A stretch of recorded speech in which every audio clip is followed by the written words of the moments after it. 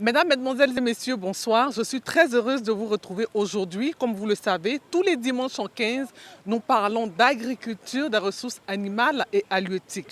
Aujourd'hui, vous verrez une haute personnalité de la République de Côte d'Ivoire, un élu de la nation très engagé aux côtés des populations. Suivez-moi pour le découvrir. Babamo, Mamo, Honorable Mo. Bonjour honorable. Bonjour. Vous allez vous présenter à tous les téléspectateurs qui nous suivent de partout dans le monde. Ok. Merci, je suis Jacques Assaoré, député de la circonscription électorale Diabo-Languibonou. Très bien. Alors, on vous retrouve dans une plantation. Qu'est-ce que vous faites en tant que député dans une plantation au lieu d'être à l'hémicycle? Le député, c'est vrai, son rôle, c'est de voter la loi et de contrôler l'action gouvernementale. Mais au-delà de ça, en tant que cadre, nous devons nous mettre à la disposition de nos populations. Et là, ce matin, on a une bonne opportunité à saisir, c'est l'installation de la présidente de la coopérative Etaba. C'est une coopérative de production de vivriers que j'encourage fortement. Donc à cette occasion, je suis venu au champ voir ce qu'elles font pour pouvoir les encourager. D'accord. Pourquoi avez-vous choisi l'agriculture? Parce que je sais qu'il y a d'autres cadres qui orientent leur population vers d'autres choses. Mais vous, l'agriculture occupe une place essentielle dans votre approche auprès de vos populations. Pourquoi? Exactement, pour deux raisons. D'abord, moi-même, je suis fils de paysan. Ça, c'est la première raison. Donc la terre a un attrait sur moi. Et deuxièmement, la population de ma circonscription est à majorité agricole. Donc c'est le seul secteur qui peut leur permettre de s'autosuffire et de s'autonomiser. Voilà les raisons pour lesquelles je me suis engagé. Très bien. Donc nous allons vous suivre, vous allez nous dire quelles plantations nous allons visiter et quelles spéculations elles font. Ok, je pense que la présidente nous attend déjà. D'accord. Suivez-nous.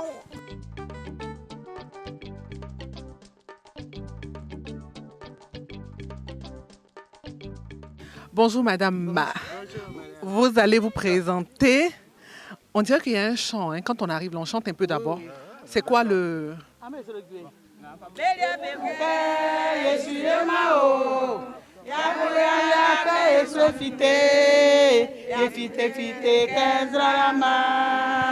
Voilà, le ton est donné. Donc quand on arrive déjà, on entend quelque chose pour se donner la motivation. Vous allez vous présenter face à... Je suis Madame Diallo Sirivi, épouse Loukou, la présidente de Etaba. Notre coopérative Etaba, voilà notre parcelle. On nous a donné 50 hectares. Au départ, on n'avait pas trop de moyens. On a fait ça à la main. Quand le papa nous a vus, il nous a appuyés. On a pu prendre tracteur. C'est ce résultat-là qui est là. Papa honorable député, Papa Azaoulé Jacques, notre député, qu'on appelle député. Député qui nous a fait ça. Voilà. Donc aujourd'hui, il n'a pas voulu rester à Abidjan. Il est venu voir ce qu'on est en train de faire. Vous-même, vous voyez. Je vous dis, il est là. Donc, ce n'est pas on dit. Lui qui a fait, il est venu. Donc, on doit se battre. On doit l'encourager. Parce qu'il ne veut pas nous voir souffrir. Voilà pourquoi il est en train de faire ça. Donc, on doit l'encourager pour que lui aussi, il peut dire que mes soeurs, là, vraiment, ils ont compris. Voilà. D'accord. Donc aujourd'hui, il n'est pas seul. Hein. Vous avez sous-préfet, vous avez les cases qui vous soutiennent. Et vous, qui devez fournir le résultat final. Là. C'est-à-dire, on s'attend à quoi? D'ici 3 mois, là, venez voir. D'accord. Vous allez planter quoi? Actuellement, on est en train de mettre maïs dedans. Voilà, ici, on va mettre maïs encore. Il y a manioc, mais on va mettre du maïs. D'accord. Voilà. Est-ce que vous avez déjà des débouchés ou vous souhaiteriez avoir des partenaires dans ce sens? Oui, on veut avoir des partenaires. On n'a pas encore des partenaires. Donc, je suis avec OCPV. Je négocie un peu avec eux, mais on ne m'a pas encore rassuré. OCPV, vous êtes appelé. Donc après OCPV? Bon, après OCPV, c'est agriculture. Voilà, CNRA. Voilà, c'est CNRA même qui nous apprend à planter. Voilà. La plateforme aussi cherche. Voilà. Donc, on voit que vous êtes bien organisé. Donc, si vous avez des partenaires, vous allez faire encore plus. On va encore C'est faire ça? plus que ça même. D'accord, Voilà. très bien. Donc, je pense que le message est passé. Et là, vous allez nous montrer un peu, hein, c'est ça? Vous allez nous montrer un peu la superficie.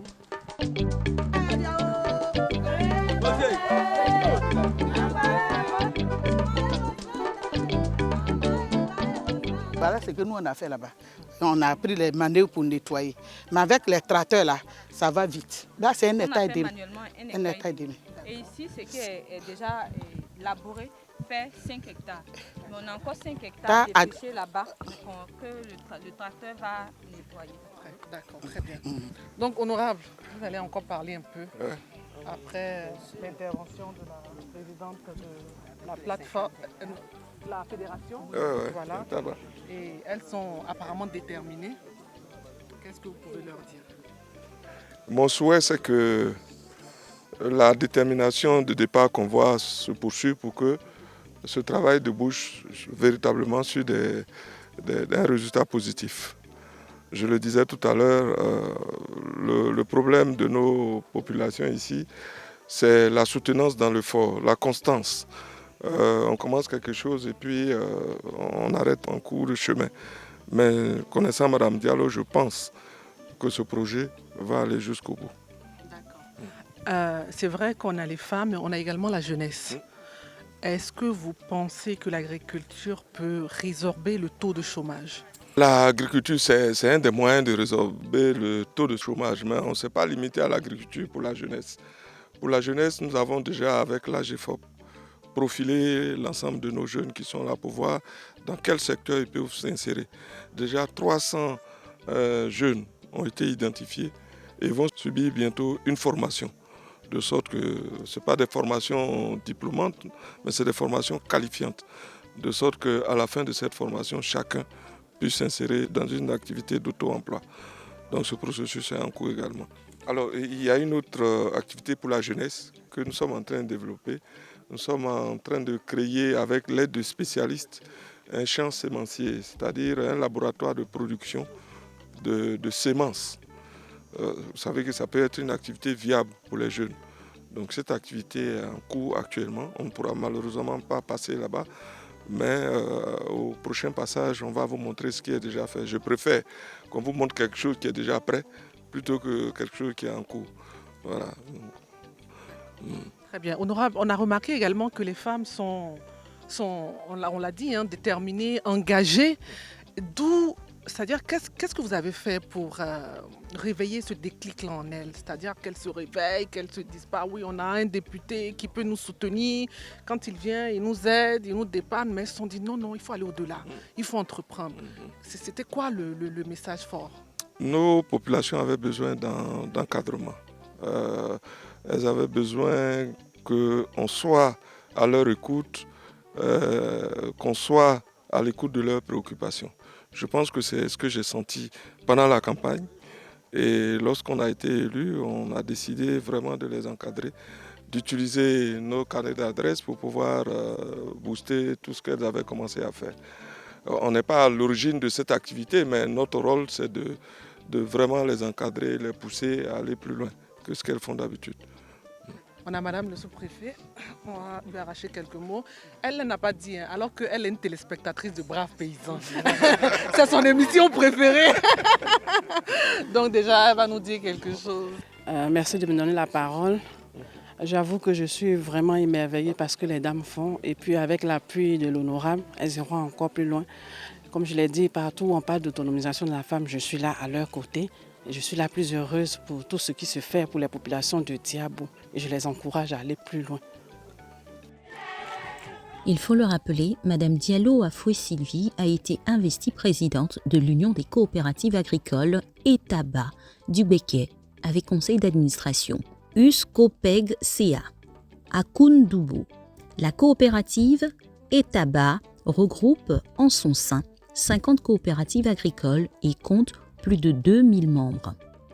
Elle détient, pour ses activités agricoles, plus de 200 hectares de terres cultivables. ETABA a pour but principal de favoriser l'autonomisation des femmes par le développement des activités génératrices de revenus. En présence de plusieurs chefs de village, des cadres de la région, Madame le sous-préfet de Diabo, le parrain honorable Jacques Assaoré, la présidente de Etaba, a été investie officiellement.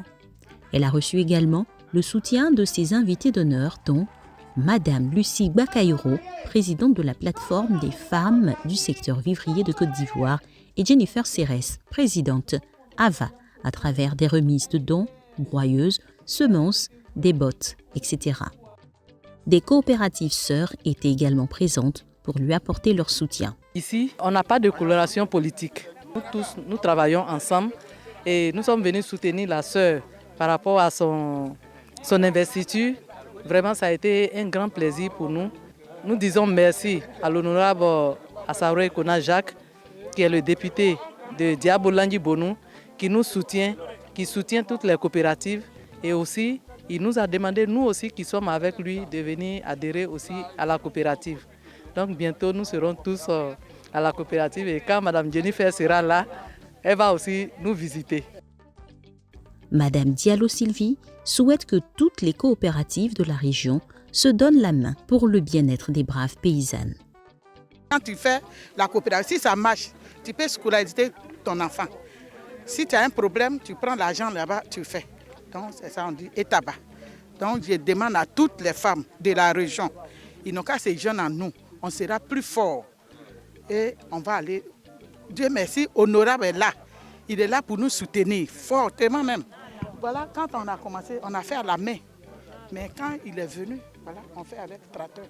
Donc si on est ensemble, on ne trouve pas terre, on ne trouve pas, les parcelles, on ne trouve pas. Dieu merci, on a eu ça. On peut se mettre ensemble pour exploiter ça. Puis on devient ensemble. Donc moi je demande à toutes les femmes, on n'a qu'à ces jeunes à nous, et puis on va travailler. Si on a un seul papa, c'est le député. Mais pourquoi on va se séparer? Donc je demande, nous qui sommes avec les députés là, ils n'ont qu'à venir, on va faire que lui, son nom va sortir. Merci. Donc on va terminer avec, moi personnellement, des félicitations. Parce que vous avez respecté les normes. Aujourd'hui, l'environnement mondial est marqué par l'échauffement climatique, la déforestation. Vous avez vu, la Côte d'Ivoire a abrité la COP récente. Donc il faut sensibiliser parce que les gens pensent que c'est les braves paysannes ou les paysans qui détruisent la forêt. Alors que vous respectez. Vous n'avez pas abattu les arbres, vous avez réservé pour que pendant qu'il fait chaud, vous pouvez vous asseoir et puis vous pouvez boire le bandi, manger un peu d'igname avant d'aller continuer. Donc je vous encourage et j'encourage les autres coopératives en Côte d'Ivoire à copier ce modèle-là. Parce qu'il faut préserver l'environnement et l'agriculture doit être l'ami de la forêt. Donc pendant qu'on fait l'agriculture, on peut préserver la forêt. Donc félicitations. Continuez comme ça. Très bien. Honorable, le mot de fin vous revient. Je voudrais remercier AVA de l'opportunité qu'elle donne à cette coopérative. Je pense que votre passage va être un adjuvant, va booster ces dames. Chaque fois qu'elles voudront baisser les bras, elles diront « Ah, Jennifer est passée nous saluer, on n'a pas le droit de la décevoir ». Et ça, c'est déjà un acquis. Merci beaucoup. C'est au tour d'un bon vin de palme qu'a pris fin notre activité champêtre. Voilà.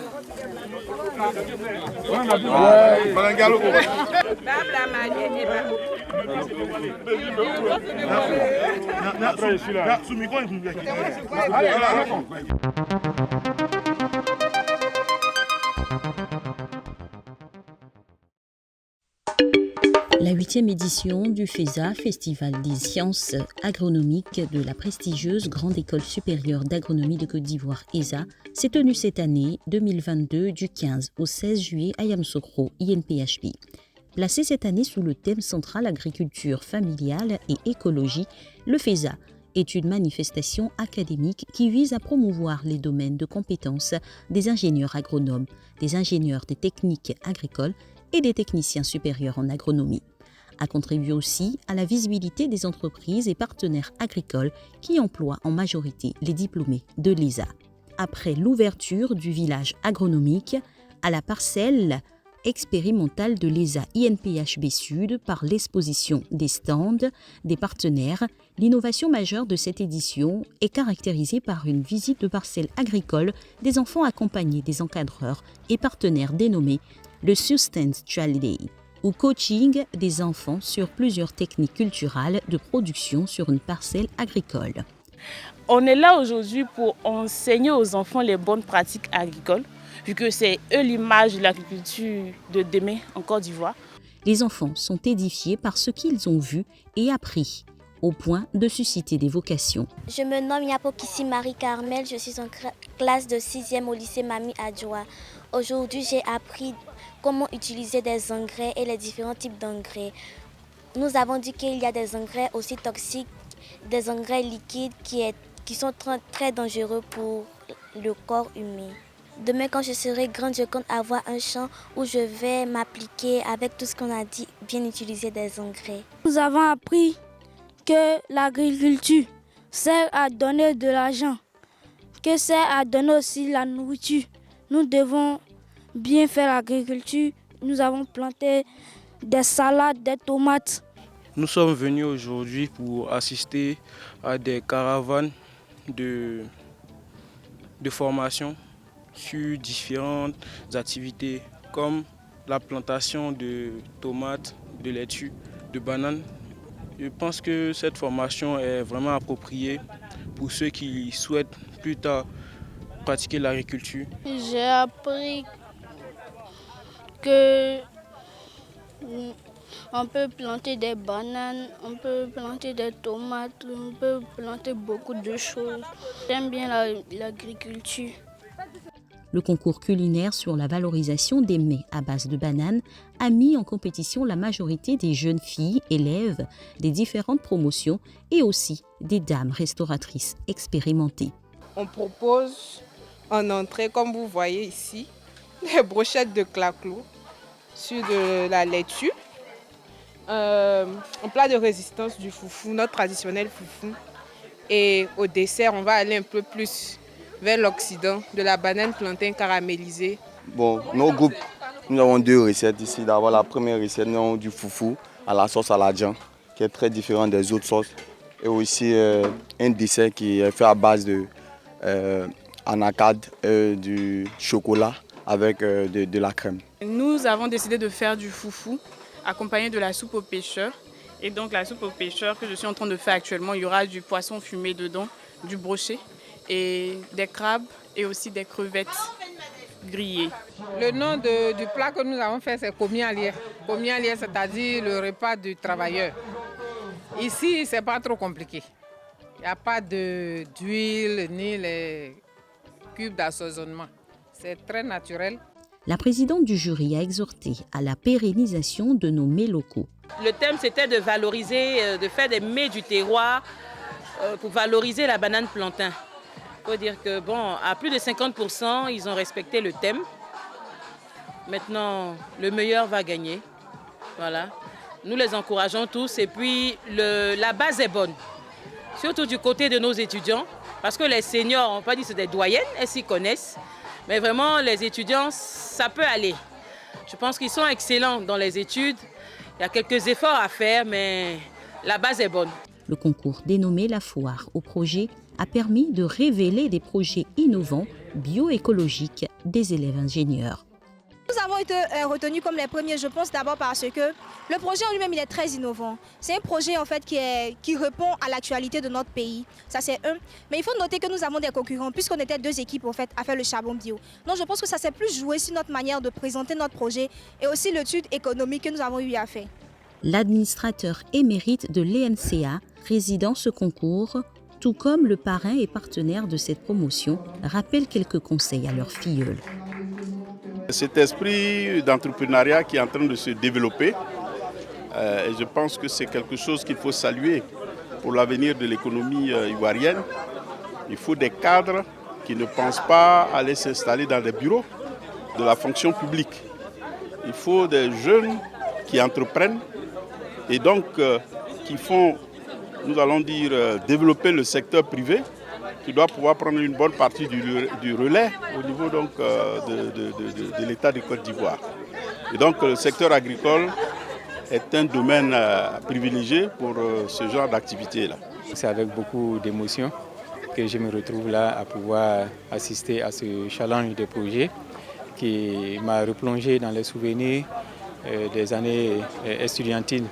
J'ai été particulièrement marqué par la qualité des projets qui ont été présentés, la maîtrise avec laquelle les intéressés aussi ont présenté et vendu leurs projets.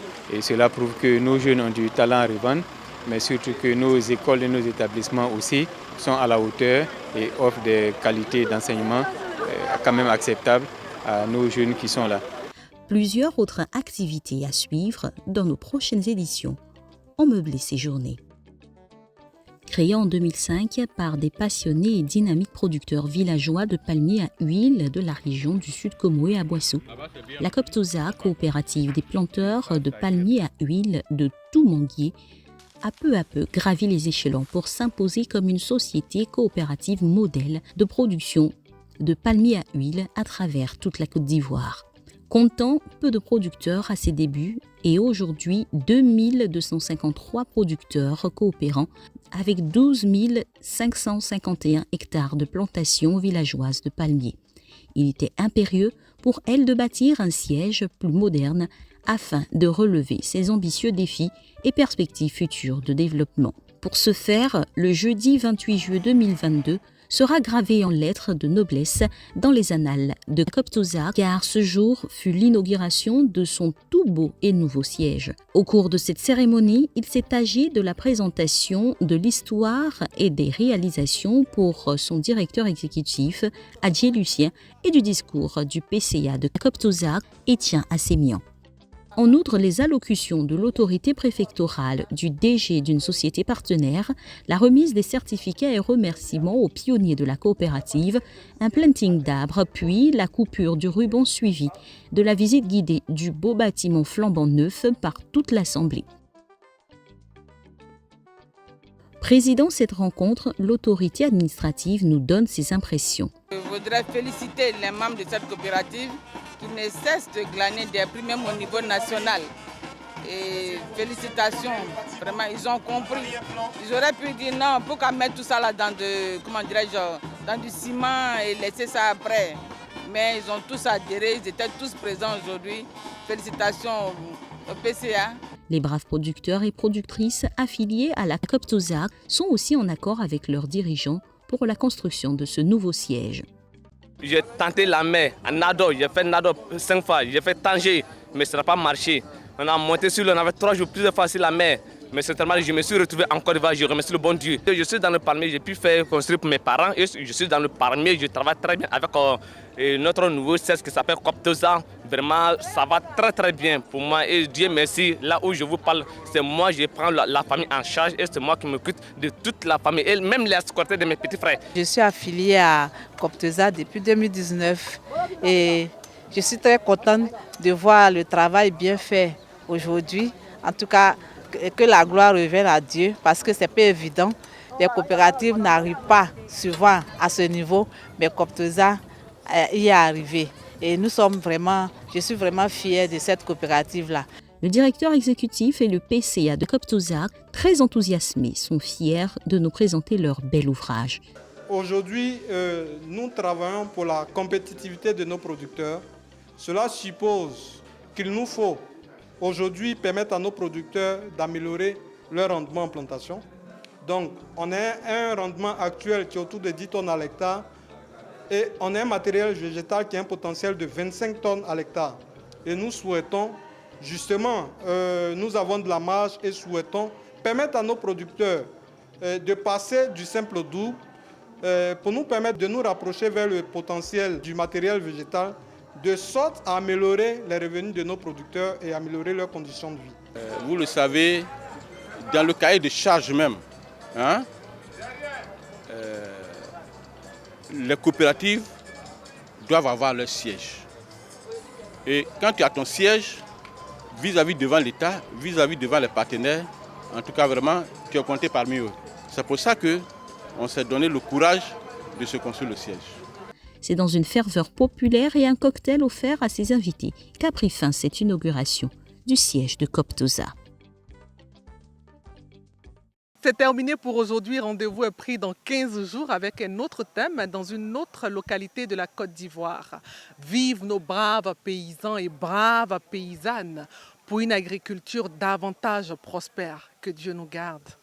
Bye bye.